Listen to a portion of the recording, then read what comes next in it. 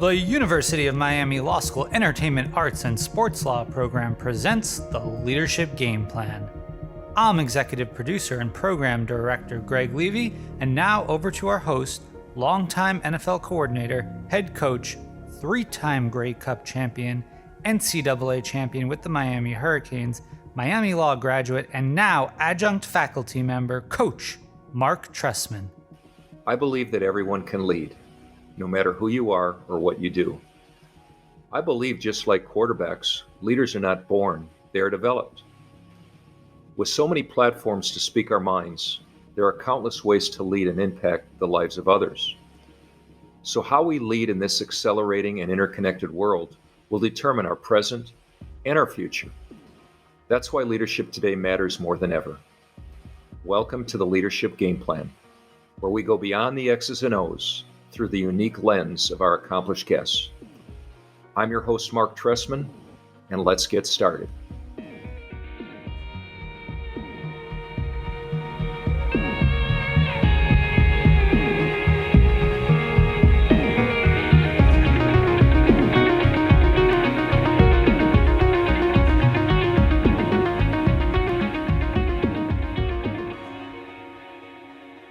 In high school, my parents and I were very fortunate to send me to Jesuit high school. I went to Straight Jesuit College Prep in Houston. There was a motto among the Jesuits, and it still exists today, and that motto is "Men for Others." And that pretty much shaped the tone of my attitude throughout my career and even up to this day. Always focused on doing what is for the greater good. I first crossed paths with Rod Graves in 1998. I was the offensive coordinator for the Arizona Cardinals, where he was assistant to the president. Rod's life as a leader in professional football is impressive and spans almost every executive role in the game. Rod's start in the NFL came with the Chicago Bears in 1984 as a regional scout, a position he held until he was promoted to Director of College Scouting in 1993, and then Director of Player Personnel in 1994.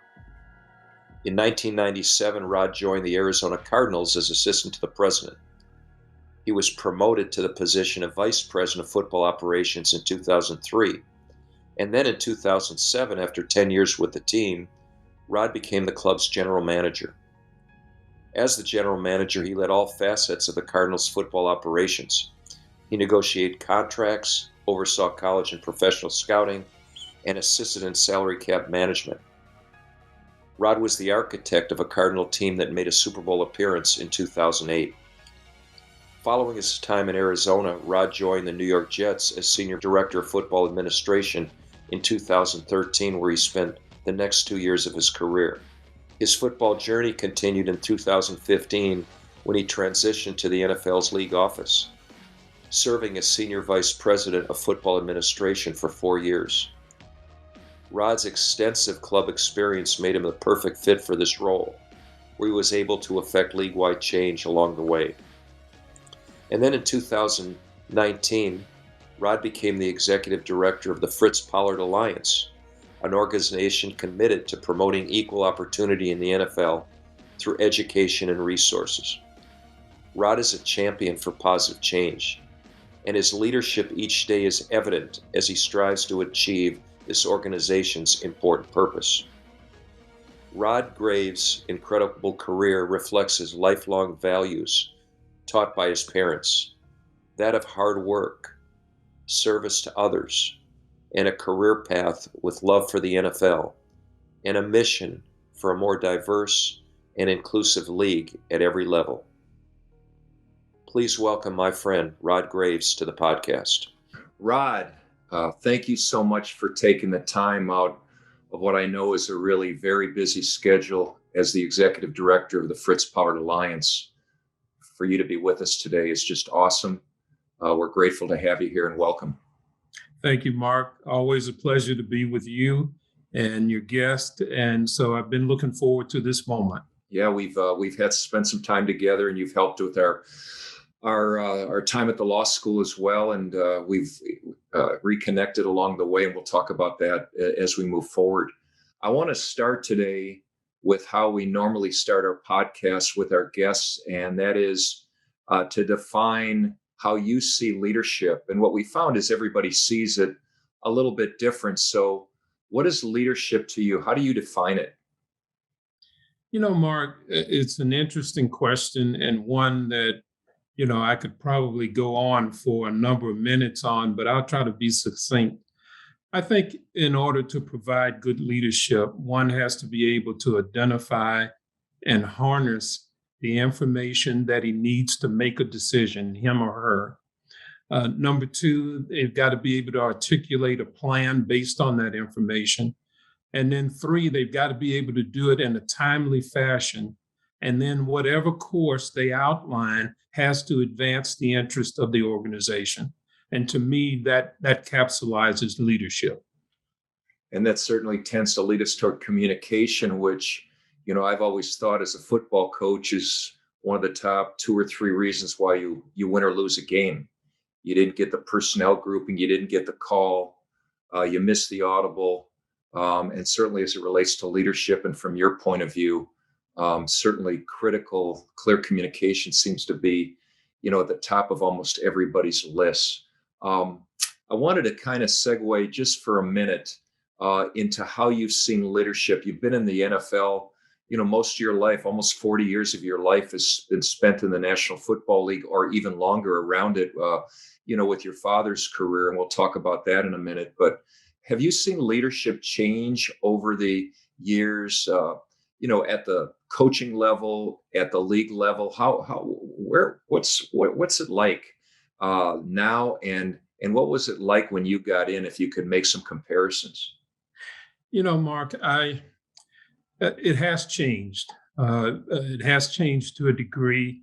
And I believe that there's more of an emphasis now on the individual as opposed to, let's just say, the good of the game or the good of the league. When you and I came in during earlier years, most of our leaders talked about the game in those terms.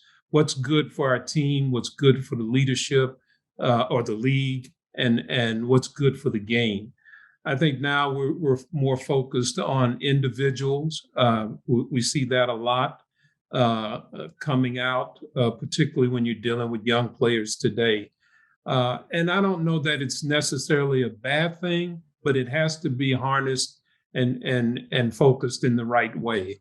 And so it's more of a challenge today than it was, I think, probably 15, 20 years ago. And for those reasons, I think the game has changed to that extent. Yeah, I mean, that's a really cool observation, Rod. We talk about that all the time in our leadership course, how leadership has really been decentralized to the individual. And that's because of technology, the interconnection that everybody has around the world and the power of the player and the individual, and how it's so important that as leaders, we teach those who we lead to find the leader within themselves and to learn how to lead in whatever role they have. And we've seen it, this past year in the NFL. I've talked about it all the time. Carl Nassib came out and he didn't talk to John Gruden about whether he could do it. And Cole Beasley came out about the vaccination status. And I'm sure he didn't ask Sean McDermott that he could do it. So it's important that the how behind, how the players do things and how individuals do things because of the interconnection that they have with each other and the importance of doing what's best for the league. So that's really a cool observation. Well, it's one that has concerned me over the years. And again, it's more of a challenge today to lead in an environment like that, as opposed to, men and women coming in more receptive to playing particular roles. There are so many people now that want a corner office with a view rather than putting in the time to work for it. And so I think all of that evolves into leadership as many of us have known it for many years, where, experience and all of that contributed toward your growth in leadership. And so now, that's not necessarily the case. You see leadership nowadays manifesting itself in very youthful looks. And so, not that that's not to be respected in any way, but I think there's something to be said for experience and for people who understand the lay of the land and understand where the mines are hidden. And so that, in my view, has changed over the years. Yeah, I really believe that's true, Rod. Before we take a deep dive into your leadership journey, I want the audience to know a little bit more about the Fritz Pollard. Who is or who was Fritz Pollard? What is the Fritz Pollard Alliance? And what's your goal as the executive director of the Alliance? Well, let me start with the goal of the Fritz Pollard Alliance and who we are.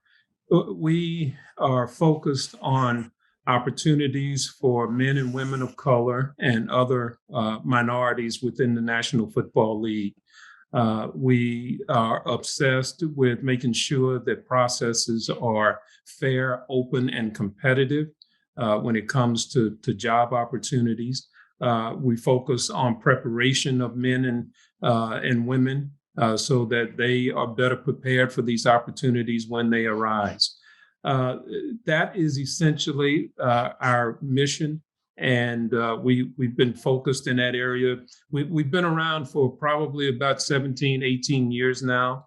We got started around 2000, I want to say 2003 or so, 2004, on the efforts of Cyrus Mary, civil rights attorney, who led our organization as a chairman for so many years up until this past year when he retired as the chairman. And he partnered with Johnny Cochran Jr. Many of you will remember him as a former civil rights attorney who is now deceased. But they challenged the league on its hiring practices back around 2003. And what came out of that was the Fritz Pollard Alliance Foundation. And the organization was named after Fritz Pollard. Fritz Pollard, back in the early 1920s, was a player and eventually became a coach after leaving Brown University and became the first Black head coach in the National Football League. Many people don't know that. Some people recognize Art Shell as the first Black head coach in the National Football League, but in fact, it was Fritz Pollard. And he led that organization. He played for the organization. The Akron Pros, I believe, is the name of that organization. But Fritz was just a remarkable human being. I urge your listeners to go to our website, fritzpollard.org, and read a little bit about the history of the organization and Fritz Pollard. But he did some remarkable things, and we're proud to honor his name as the flagship of our organization. And we just hope to continue the excellence that Fritz Pollard established as his legacy. Thank you. Let's talk about Rod Graves and a little bit about his upbringing. In our first leadership class at the UM School of Law, we ask each student to kind of look back at what we call their narrative, their leadership story. And by that, I mean those people like parents and teachers, coaches, and events, that have influenced you as you've grown in leadership. Because the idea in our class is before you can lead, you've got to be able to lead yourself. So let's start there, Rod, and talk a little bit about your upbringing. What was your childhood like? Who were your influences while you were growing up? Mark, I'd be remiss if I didn't start this conversation out by pointing out just my two wonderful parents. My father is deceased now, but my dad was iconic in my eyes. He was in our business in professional football. I got involved on his coattails. But even before then, my dad was such a great father. He was a great husband. was a great leader in our community. He did so much for friends and people around him, for members of his own family. I learned a lot about, just having empathy for others, working for others. And my mom was very much the same way. Both were grounded in the church, as we say, very faithful. And so, again, both my mother was in the education system back in Houston. She worked for the Houston Independent School District. And I just learned a great deal about life, about commitment, and just hard work, working for excellence, all of those things, and duty to others. They set the foundation for much of my success, and not just because my father was involved in the game, but I think they set the stage for me in terms of dealing with adversity, and challenges, dealing with people, the importance of integrity and honesty and respect. And so, again, I owe so much to them. In high school, my parents and I were very fortunate to send me to Jesuit high school. I went to Straight Jesuit College Prep in Houston. There was a motto among the Jesuits, and it still exists today, and that motto is "Men for Others."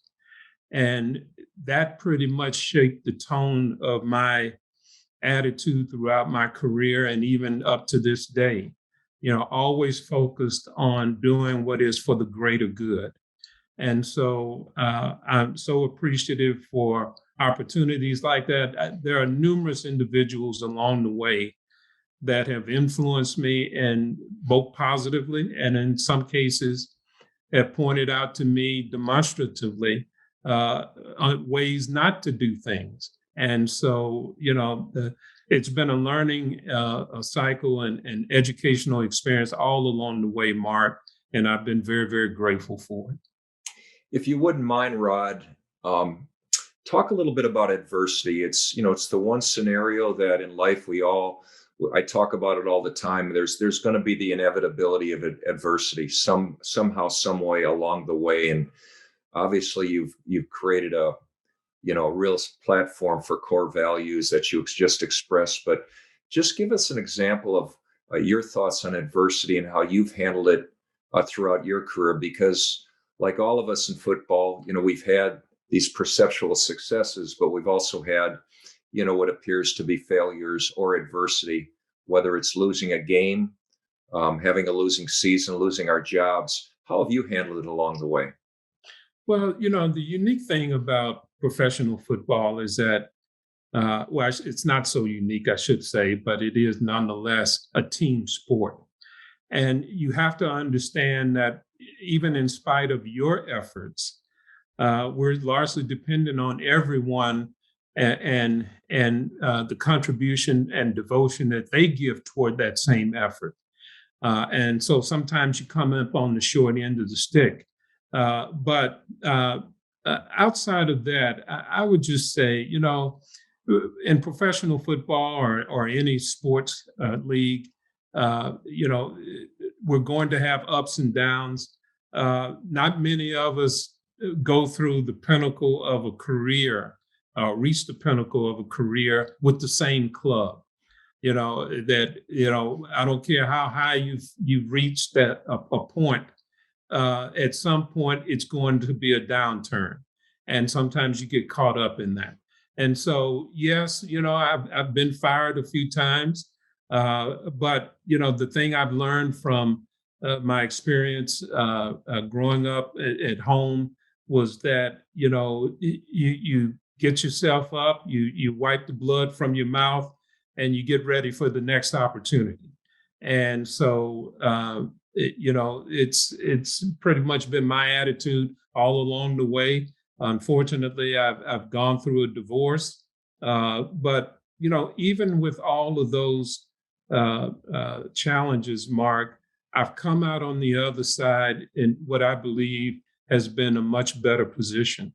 It's not to say that the situations I left behind weren't fortunate in terms of my experience, but I always seem to learn something out of those and go on to improve upon that. And so that's the way I've treated adversity, whether it's in my personal life or my professional life. It's you just dust yourself off and you get ready for the next opportunity. Exactly. And the beauty of football, I say it all the time, it is a zero-sum game. Somebody wins and somebody loses on every play of every game. And each and every week throughout the season, the same thing happens. So, we have to embrace that. We have to look at it as an opportunity, something to grow from, something to get better. And in a lot of cases, if not most, you wind up, finding yourself in a better place and a stronger person for it. Well, Mark, that attitude is reinforced on a really a annual basis in our game. I mean, jobs are lost every year. I admire coaches, particularly like you. I know you personally, as you said at the opening of the show, how you worked at it, the amount of dedication and commitment you gave every day to improving the careers of not only the players around you, but the coaching staff and all of those. And that attitude every day, regardless of what happens last Sunday or the Sunday before that, to come in every day with that attitude, to me, is inspiring. And I learned so much from people like you and others that I've had the privilege of working with. And to me, working in the National Football League is truly that. It's a privilege. Yeah, it really is. And, you said it, football is a microcosm of community. I mean, everybody is interconnected in a football organization, directly or indirectly. They affect whether you win or lose on the scoreboard each and every week. And you have to do your job. You have to focus on what you're doing. You have to be helpful to others when you can. But it's just not, the game is not about you. Life is not just about you. It really is, as you said, it's about those you serve and those you help, along the way. With that in mind, and the beautiful values that you were taught by your parents and in your educational upbringing, has it inspired you to find a purpose that you could take to work each and every day? Do you have something that your go-to, that's your heart is for each and every day, your purpose, so to speak, or as we've heard so many times with modern lingo, why you really exist? A couple of weeks ago, Brandon Marshall said his football was his platform, it wasn't his purpose. And football coaching, being a general manager, the jobs and roles you've held along the way, and now with the Fritz Pollard Alliance, do you have a purpose when you drive into work every day of some things that your heart desires to get accomplished? Mark, I'm going to simplify it and say, because of the emphasis on faith in my upbringing and in my home, our purpose and one that I adopted was, just doing the will of God.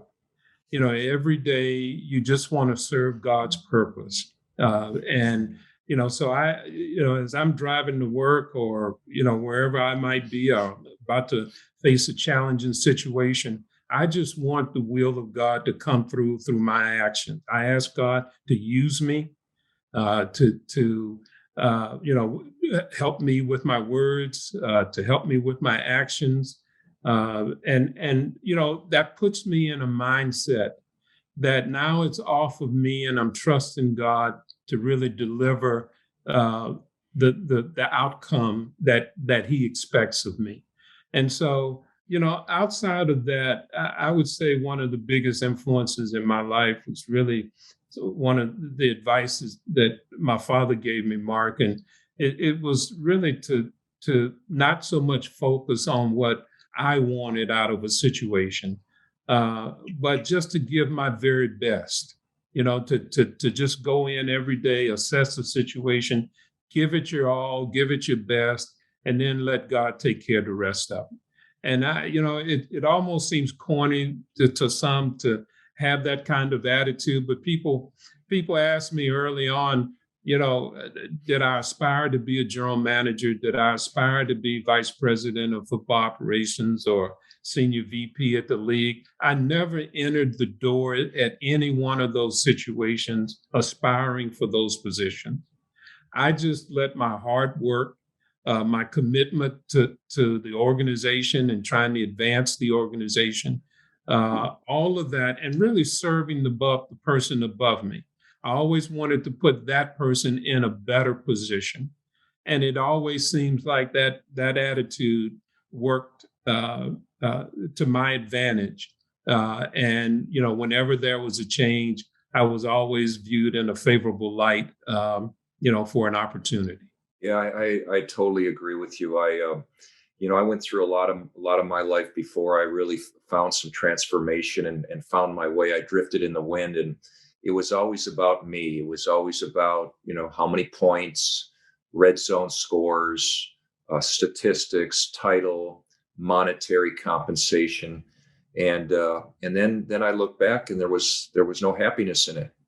And just to add on to what you said is, what I found is that when you can selflessly serve others passionately and relentlessly and think about others first and never asking or expecting anything in return, it's amazing how fulfilled your heart becomes. And I just wanted to add on to what you said, because everybody has a different belief system, but at the end of the day, we're talking about serving and helping others. That's right. Leading others by wanting the best for them. And the universe has a way of fulfilling you when that happens, like nothing else can. That's just my opinion. I agree with that, Mark. So let's move on a little bit to your career. You spent a little bit of time in the old USFL with the Philadelphia Stars as a scout, and then quickly moved to the Bears. And you spent quite a bit of time there in positions from being a scout to director, both of scouting and pro personnel. Talk about your years in Chicago a little bit. Your mentors, the people that led you and how they led, and what do they teach you? Well, imagine this, Mark. I joined the Bears in 1984. At about the height of their popularity as a football team. 2 years later, we win the Super Bowl in 1986. And I'm, just very fresh. I'd worked a couple years, about 2.5 years in the USFL. I would be remiss if I didn't mention my experience there, which I think also contributed to my growth. In the USFL, we were hired. I was hired by Carl Peterson, who was eventually became president of the Kansas City Chiefs. But Carl was extraordinary in so many ways. He brought a collection of people together, and we had outstanding players. Sam Mills. Let me just, so many other guys. I'm at a loss now, but we had a great personnel group. Our head coach was outstanding. Jim Mora, Vince Tobin was our defensive coordinator. We had a lot of other outstanding coaches. But one of the things that I learned when going through that experience is, we came into that situation, Mark. I joined them as a scout, but at any point in time, you might see me making airport runs to pick up players. You might see me helping out with the laundry in the equipment room, or you might even see me out helping to line the fields as they're painting the lines on the field. It was whatever you could do in that situation to contribute. And that had a big influence on me, growing up as I matured into leadership roles. The other thing is, we didn't have a lot of money, and you'll enjoy this story because it really sort of outlines or depicts where we were at the time. I remember, our personnel director was a guy by the name of Bill Q. Herrick. I don't know if you remember Bill, but Bill became a high-ranking executive in the NFL. He worked for the Saints. He also worked with Kansas City. But Bill Q. Herrick, a guy by the name of Bill Peterkusky, we all shared a hotel room when we came in for scouting meetings. And what we did was we had one bed, one sofa, and the floor. And so we rotated between each one. So at least every third night, you could be assured of a comfortable bed to sleep in. And so, it was really those experiences that helped me along the way as I matured. But going back to your question, Mark, I learned a great deal through my experience there with the Stars and with the Chicago Bears. The Bears were heavily influenced at that time through the leadership of Jim Finks. I don't know if you recall Jim Finks. He had been in Minnesota, had been with the Bears, highly respected leader. He was not alive when I was there, but I felt the gravity of a lot of his leadership decisions. He was still talked about almost on a daily basis during that time. But Bill Tobin, Jim Palmer, obviously Mike Ditka, so many other people. I was fresh and new, still wet behind the ears. But I took the position that my dad would always encourage me to take, and that is find you a comfortable seat, son. Sit somewhere where you can hear everything and listen and learn. And that's what I did. And so, I just appreciated that experience. I learned a great deal. I learned a great deal about putting together a football team, what good football players look like, what leadership on the field looks like, why it's all important, why it's all relevant, and who are the most important components, or what are the most important components of a team. But I also had some other valuable experiences that I learned along the way, Mark, and one was a painful lesson about loyalty. You can appreciate it, or will appreciate the fact that many of us go through this game with relationships, people that we've come in with, people we admire, we've gone through ups and downs with. But what I've learned is sometimes once you get into leadership roles, you have to make painful decisions about those people who you've been loyal to, because some of those people will either start to cut corners or they don't measure up to that next level of success that you need to be able to attain. And you've got to make a decision about whether or not you stick with them or whether or not you move forward without them. And I during my time in Chicago, I think my loyalty cost me to a great extent. And I was very fortunate enough to get a second chance in Arizona.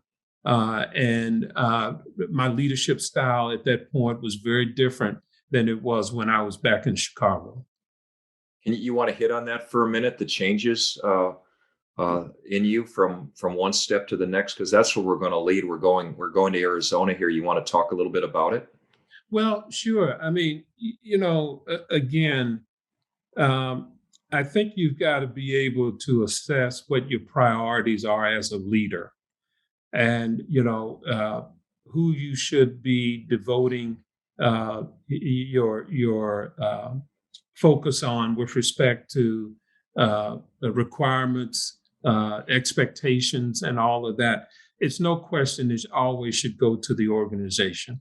Mm-hmm. And that's why we're hired. That's the duty we have as leaders. It's not to the friend who's been with me for 10 years. I owe it to him. I owe it to his family, that sort of thing. I see.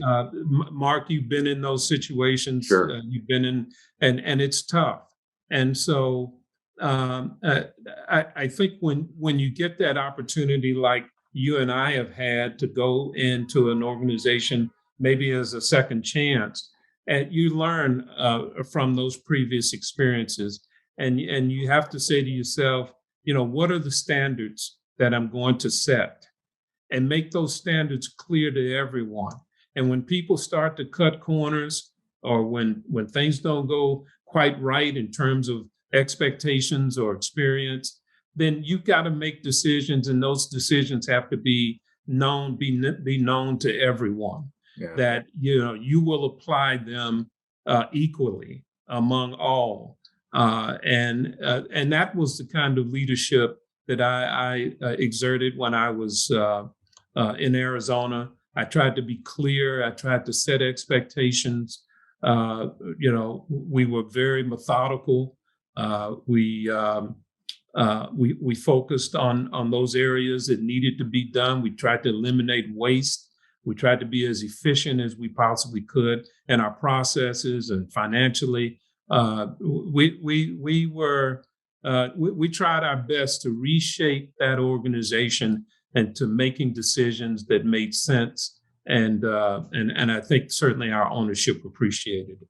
Yeah, just summarizing, the learning process out of Chicago, I think that what growing leaders, always need to understand is that, and you said it, you can be very tough on standards, but you can still do it with a kind heart. Right. Those two are not mutually exclusive. That's right. You can, as a leader, you have to make decisions that are in the best interest of the organization. And you have to hold them accountable to the standards that you've communicated within your organization. But at the same time, you don't have to do it in an environment of fear or coercion. It can get done in the right way. And I think that's, something that you're talking about, because anybody who's listening knows where your heart is, knows you have a kind heart, know you have a servant leader's heart. But at the same time, you have to have people who meet the high standards of excellence that you have to have at any level, and certainly at the NFL level. Before we jump, I wanted to ask you one more question about Chicago, because you talked about it earlier. Can you, without naming names, because names aren't important, but what did you learn not to do as a leader? Is there anything you could talk about besides what you addressed here with loyalty, that you learned that you didn't want to be about when you were in Chicago? Yeah, the biggest lessons I learned, I think, in terms of leadership in Chicago was really the lesson about loyalty. I think when I got to Arizona, you will remember I came in as assistant to the president. And so I worked as Bill Bidwell's personal assistant. And it was a great learning opportunity for me. But while I was there, the GM at the time had a unique style. He was a little bit sort of rough and impatient at times. And he started a lot of his arguments based on the fact that everyone else in the league is doing it. Whenever he would go to the ownership and make a request for something, he would start out with the fact that, everyone else is doing it. Why can't we do it? And what I took from that is, when you're dealing with owners, you have to talk with them in terms that they understand, and they understand the financial aspects of it when it adds up. In other words, you have to prove your case with a business argument. And so when I would go in and talk with the Bidwells about things that I wanted to do, I took it upon myself to make sure I had a business argument, not just a football argument, but a business argument for doing it this way. And most of the time, I was successful with my arguments by taking that approach. So again, had I not experienced that relationship early on when I first got there, I might not have taken that same approach. It was just a live and learn experience. And by listening and witnessing and so forth, I learned again what can be effective and what should I tailor to meet this situation, be the most effective in. And that gave me the opportunity to do that. This is a time that we crossed paths, as you remember. You were already with the organization, and I was there in '98 and had, really the pleasure we had a blast coaching Jake Plummer. Vince Tobin was the head coach, and I thought really did a good job of leading the team through the season on multiple levels. And we had really good success. We went to the playoffs. I don't think the team had won a playoff game in 51 years. You remember we went to Dallas, and then again we had a more success than they had in a long time. And then in '99 it fell apart for a number of different reasons. I have my thoughts on it. I wanted you to share your thoughts on it, and maybe we can learn something from that. Well, I look back at that situation, and I don't know if we were as prepared as an organization from top to bottom for long-term success. When we were met with the challenges of free agency and so forth, I don't know that we had the type of plan that was sustainable in terms of long-term commitment and long-term growth. The Cardinals on a much better track now, obviously. But I just think we were growing as an organization back during that time, and we weren't prepared for that next step. We had gone to the playoffs, as you mentioned. I thought we had a very good coaching staff. We had a few players that we felt like we could win with, but we let those guys get away from us. And I think that nowadays, and when you look at it in hindsight, that you have to prepare for success almost on a daily basis. And when I say that, it's not just the commitment to players, but it's your commitment to coaches. It's your commitment to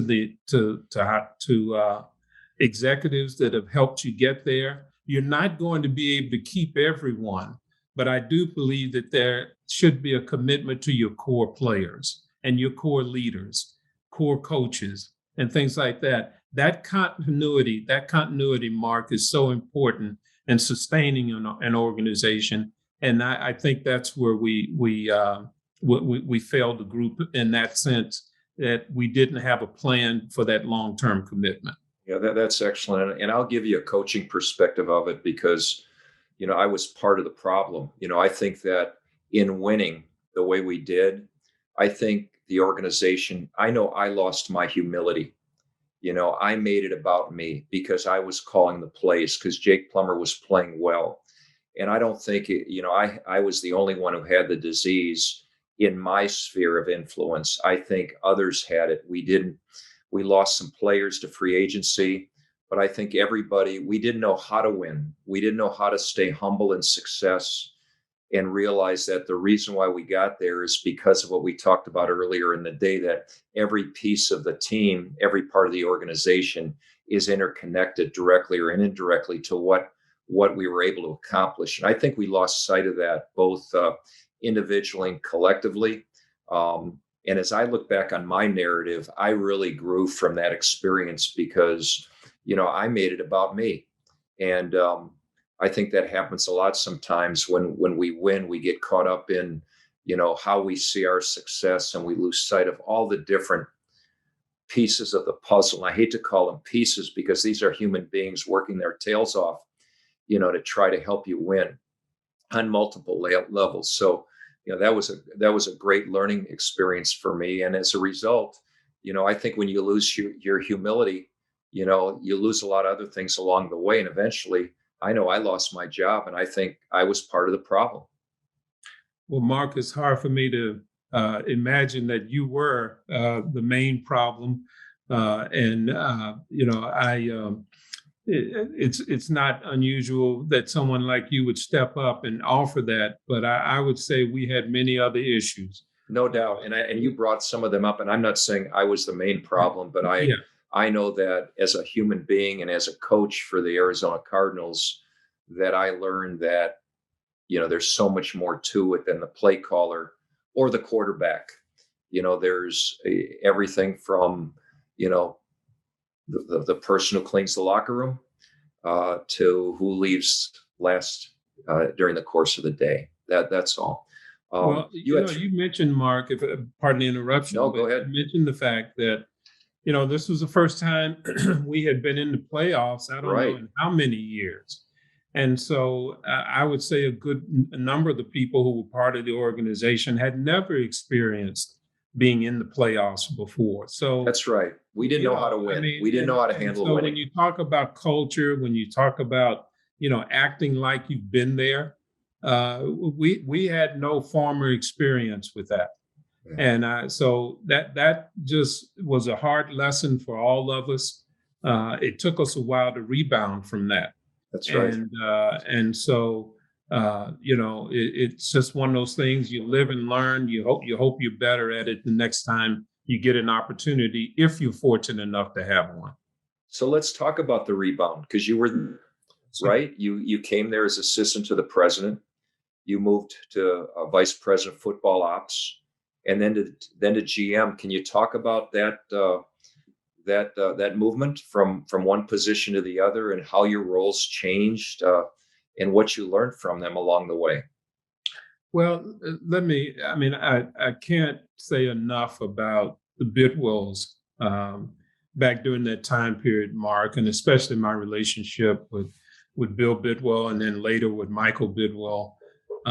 It was a tremendous experience of trust, and they stuck with me. I'd been there for a total of 16 years, and we had ups and downs. You can remember when we joined that organization. Heck, I don't know. There was one time I can remember thinking to myself, I can't even find an Arizona T-shirt, a Cardinal T-shirt anywhere in town, other than at our facility. You couldn't go to a convenience store, Walmart, or anywhere to even buy a T-shirt. Now, again, once you came on board, when we started winning some football games, we could see a few plumber shirts around town, and a few other guys, but it was much later in my experience there where, I got off an airplane in Pittsburgh and I saw a Kurt Warner jersey walking through the airport. It was only then that we reached a national level in terms of appeal, but it took us a while. But I'm very grateful to the Bidwells for how they stuck with me. Again, I learned a lot. I learned a lot about their management style and what was needed to communicate with them. And I learned how to play a role between the ownership and our coaching staff. And, we had gone through a couple of head coaches back during that time. And, we went from Vince to I believe we went from Vince to it might have been Dave McGinnis took over. Dave McGinnis, and then Dennis Green, right, and then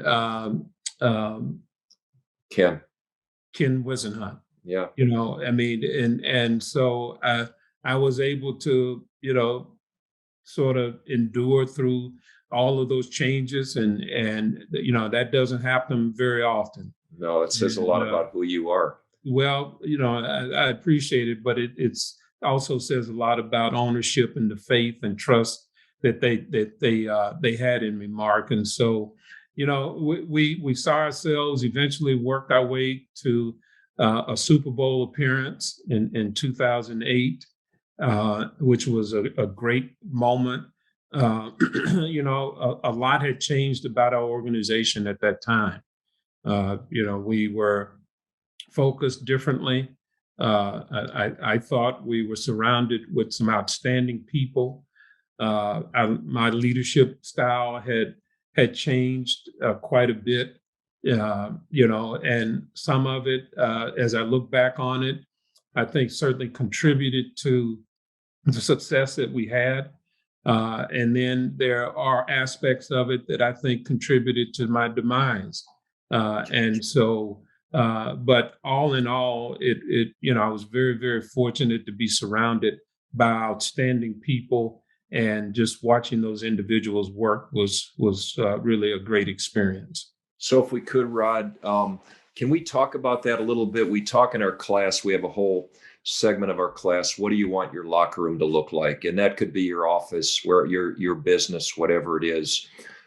We just use the term locker room because it has a football analogy to it. But, in your case, as the GM, you were building a team, you were building a locker room.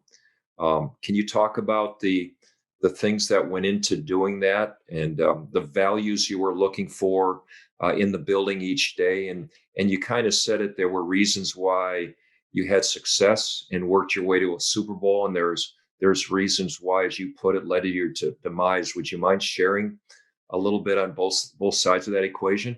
Sure.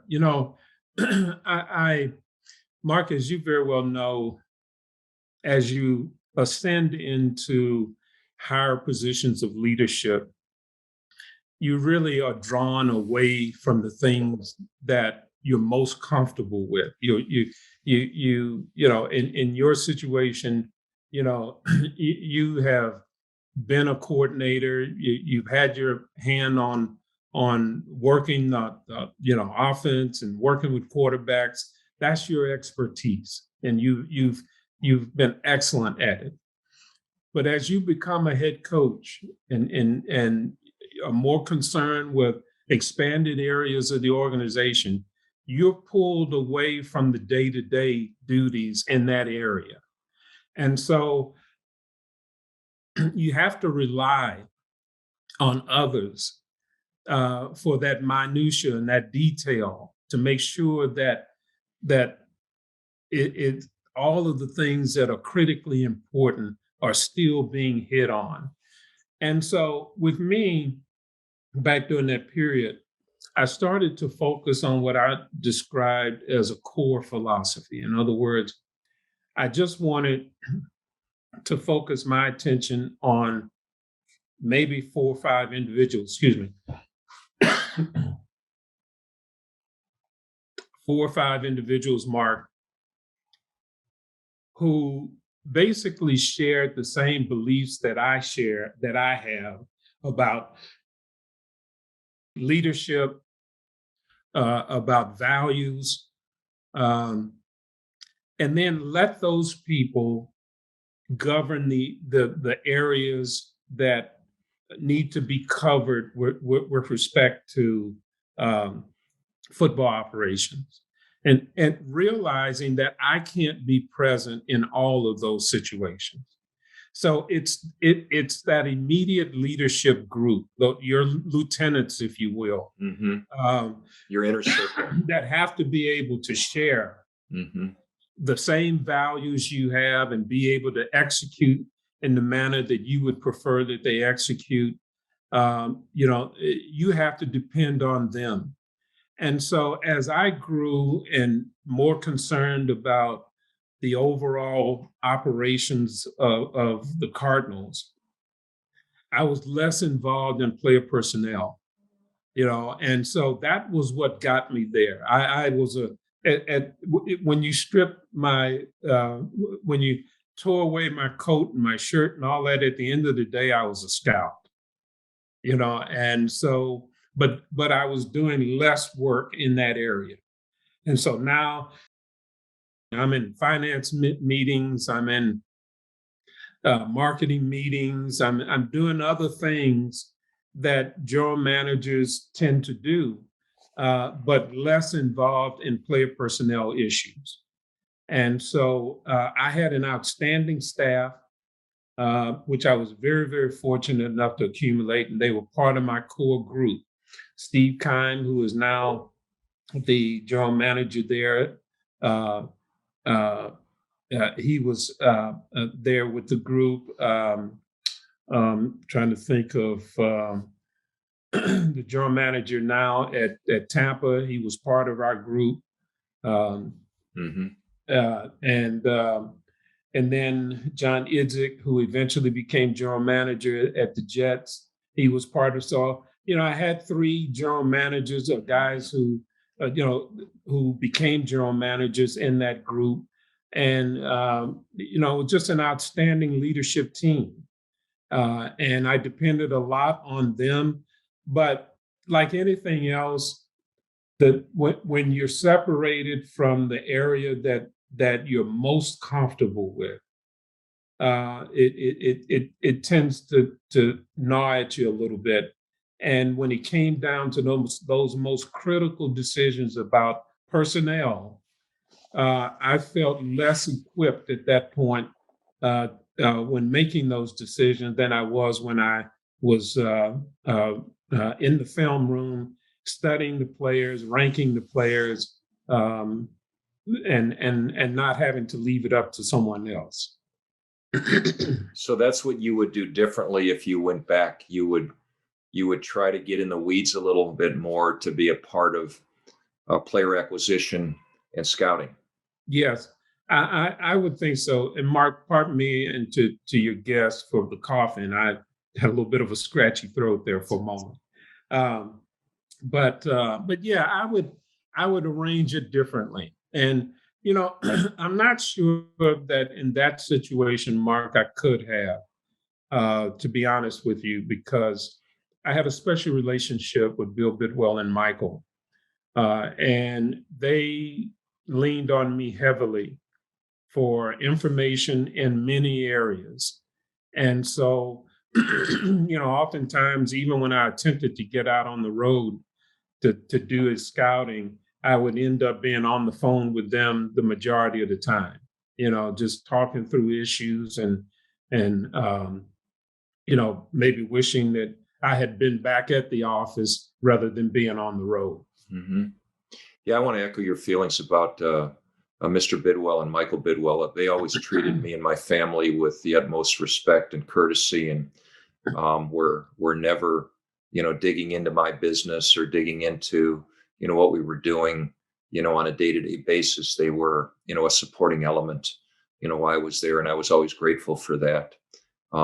As you look back, a little bit as we just kind of finish up here today, Rod, back to, let's say, 1984, and the man you were, and the man you are now, what advice would you give yourself, somebody like you, who's a lot younger, just getting started? I would relay the advice that I was given, Mark, by my father. When I first started, I still think it's relevant today. And that is be less concerned about your next job and your next, opportunity than being concerned about doing the very best you can. Just let the tides, take you wherever they may take you.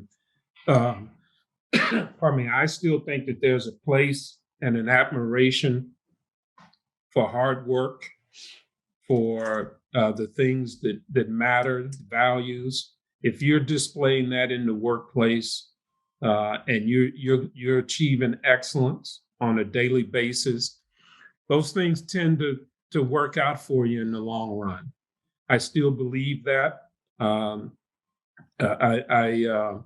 think if people come to work with that attitude, good things tend to happen. Yeah, I agree. Let's close today. I wanted to just finish with just a couple of quick questions for you. I want to go back to Fritz Pollard a little bit, because I know how important it is to you, and you and I have spent time on the Fritz Pollard Alliance in the last year.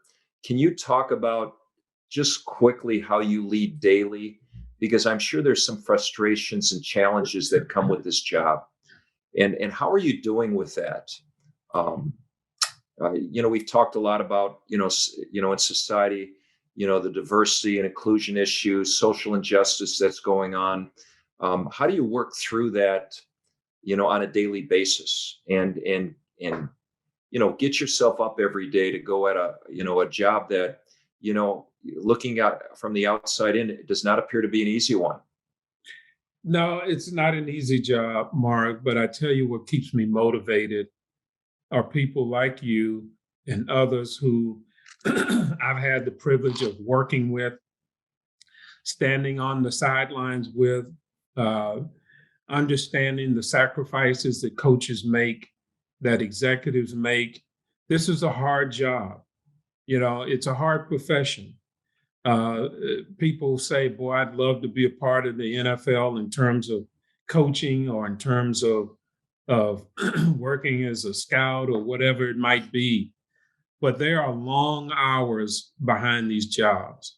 And people, and in many cases, it's a thankless job because we don't get the attention and the accolades that the players and sometimes the coaches get, but we're expected to perform. And so, it's watching those people, again, like yourself and others who give so much to the game. That's what keeps me motivated to get out. And, there are so many people out there who deserve to be part of considerations. There are limited number of jobs.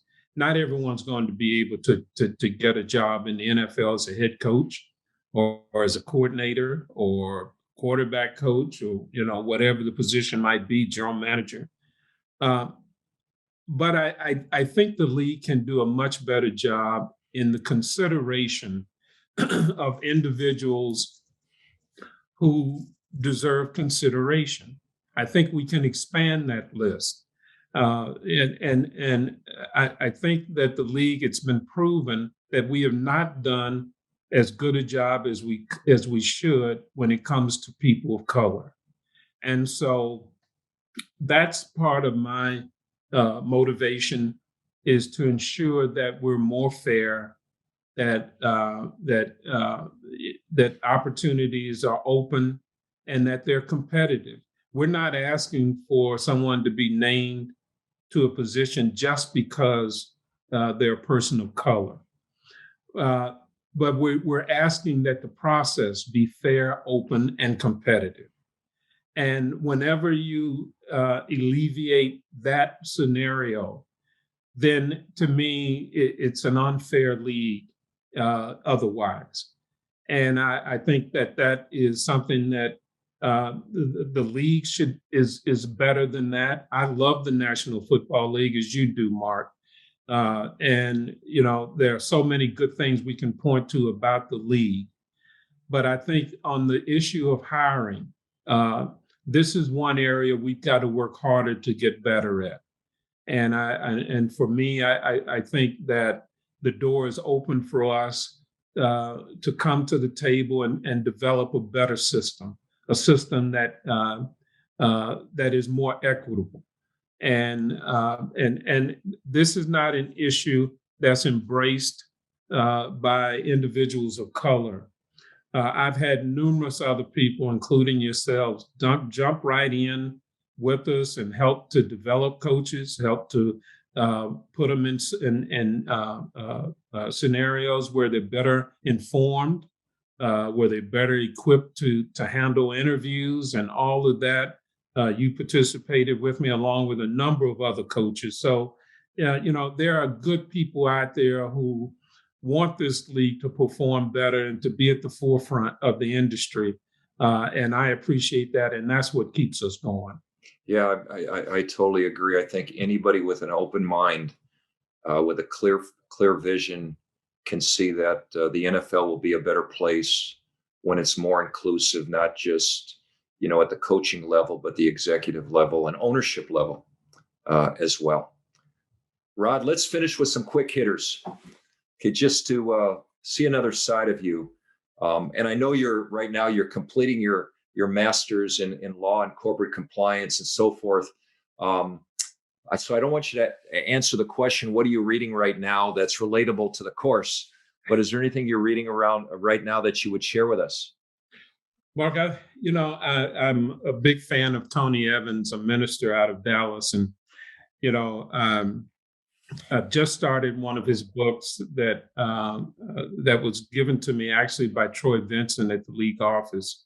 But my heroes as I was growing up were people like Muhammad Ali, Nelson Mandela, um, Martin Luther King, people who were highly principled.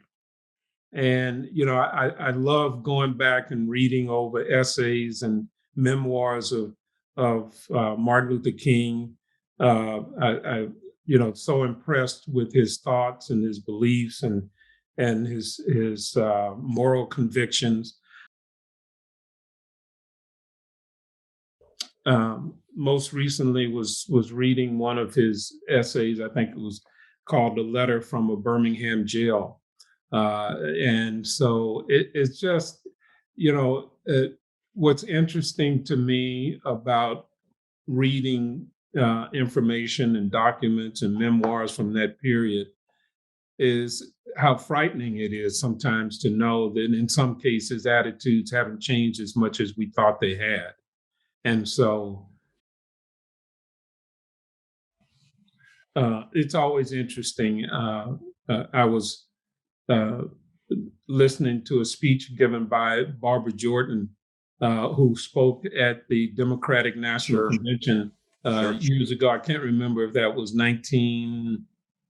can't remember the year. I'd be remiss if I threw out a year. But anyway, the points of her speech sounded so applicable to today in this environment that I was just amazed at how little attitudes have changed in some pockets. I just hope that our kids will experience a much better tomorrow. And even though we've made progress, we've made outstanding progress in so many areas, there are things that we still need to accomplish. And that's part of the work of Fritz Pollard. Yeah, I got to follow up with your Martin Luther King autobiography, one of the best books I've read in the last year. And it came after, the George Floyd scenario was the autobiography of Martin Luther King. Mm-hmm. And, his letter from a Birmingham jail that starts out in a real sense, all of life is interrelated. I recommend highly that book for a number of reasons that you just talked about. The fact that, as much as things have changed, they're really haven't changed as much as they should. And I think that book is relevant to what is going on today. And the other thing that, that really struck me about Martin Luther King, I always followed him because of his great, all his great quotations and everything. But he was a lifelong learner. He traveled the world to learn how to lead, following the love of Gandhi and how Gandhi, lived with the love of God and the nonviolence of Gandhi. And he had to learn that with parents that, helped educate him. He wasn't just a born leader. And like I believe, leaders aren't just born, they're developed. And we all can learn to be a better leader, through our experiences and understanding where we came from. Last thing, Rod, Mark, what do you do when you're not? What's that?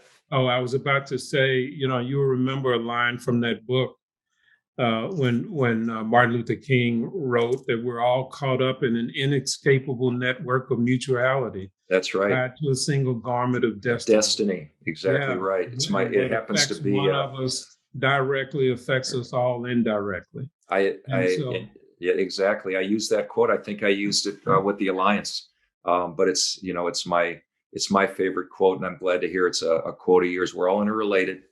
Yes. We're all part of a single garment of destiny, and we're all directly and indirectly responsible for making it. It's a beautiful way of seeing life. Absolutely.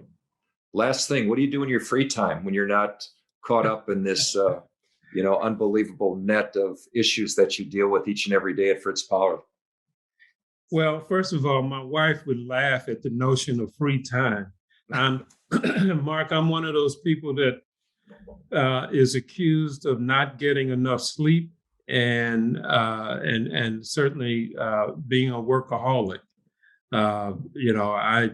Even after leaving the NFL, I find myself, working till 2 a.m., back up at, 5 or 6. And I realize it's not healthy, that sleep is important. But there's so much I want to accomplish, and to help Fritz Pollard and the National Football League get it right. And so I'm constantly searching for ways to improve our situation and to help the league improve as an overall business. And so, we in the league, Mark, and I know we're cutting this short, we're so focused on what happens on, our sidelines as far as our head coach and general manager is concerned. But we've got to push this conversation to beyond the sidelines to what happens on the business side of football. The C-suites, the VP positions. There has to be diversity of leadership across the board. And we've got to push it to the other subsidiaries of the National Football League. And that means NFL media, NFL properties, all of the other giants that make up the National Football League that we tend to exclude from this conversation. We've got to do a much better job of creating a different corporate portrait. And so we're working on that. But when you talk about free time, I don't seem to have as much. I'd love to be able to go out and swing the golf club every now and then, but I don't seem to have as many days available to me like I would like. Rod, thank you for putting a really passionate exclamation point on our discussion today. And I know there's a lot of people out there who'll jump in and try to help along the way, but we thank you for being, the tip of the spear and trying to get this done. There's no better man to do this job. So thank you so much for being with us today. Thank you, Mark. You are part of what makes this league special, and it's the people. And I just appreciate your contribution. My hat's off to you. And I look forward to working with you on this and other projects in the future. Thanks again, Rod. Thank you. We appreciate you. Bye-bye. Bye.